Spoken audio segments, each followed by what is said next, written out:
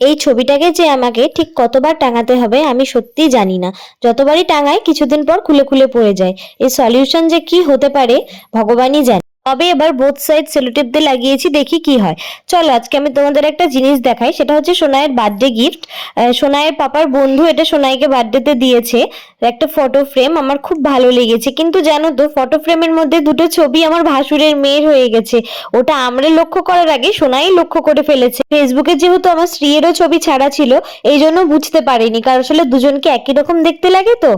তবে এই ফটো ফ্রেমটাকেও দেখো আমাকে ওপরে রাখতে হচ্ছে, নিচে রাখলে যে পরিস্থিতি হবে তার কারণটা হচ্ছে এই যে এটা এত দুষ্টু হয়েছে সোনাই যে ওর কাছে কিছু রাখাই যায় না। দেখো সকাল সকাল ঘরের কি অবস্থা করেছে, আর এক গাদা পাউডার মেখে বসে আছে।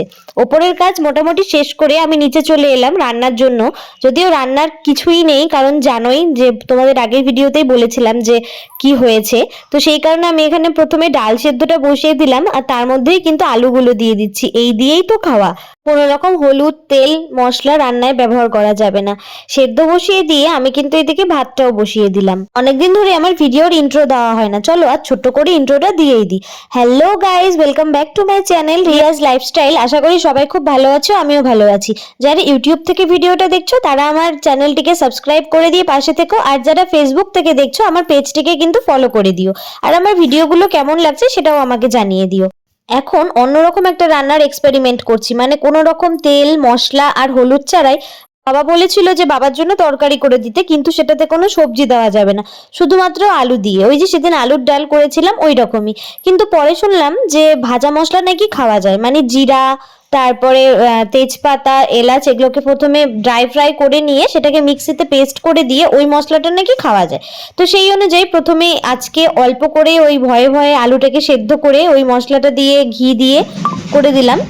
কিন্তু জানো তো মানে ভালোই হয়েছিল খেতে। আমি ভেবেছিলাম যে শুধুমাত্র বাবাই খাবে, বাট সবার পাতে যখন আমি অল্প অল্প করে দিলাম তো সবাই বলছে না ভালোই লাগছে।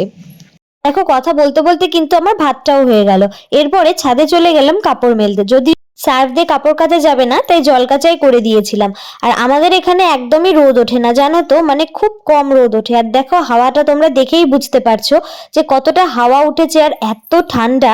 আগে যখন সবাই বলতো আমাকে যে ঝড় আসলে সাবধানে থাকিস, হাওয়ায় উড়ে চলে যাবি, আজকের হাওয়াটা দেখে আমি সত্যি বুঝলাম যে কেন বলে আমাকে। তারপর দোতলায় নেমে দেখি আমার ঘরের সামনে হাওয়ায় মনে হয় সমস্ত পাতা এসে একবারে জড়ো হয়েছে। তারপরে নিচে নামতে নামতেই ডেলিভারি বয়ের ফোন পেয়ে গেলাম। নেক্সট ভিডিওতে তোমাদের দেখাবো কি পার্সেল এসেছিল। আর তারপরে সোনাইকে খাইয়ে সবাইকে খেতে দিয়ে আমি আর মাও খেতে বসে পড়লাম। দেখা হচ্ছে নেক্সট ভিডিওতে।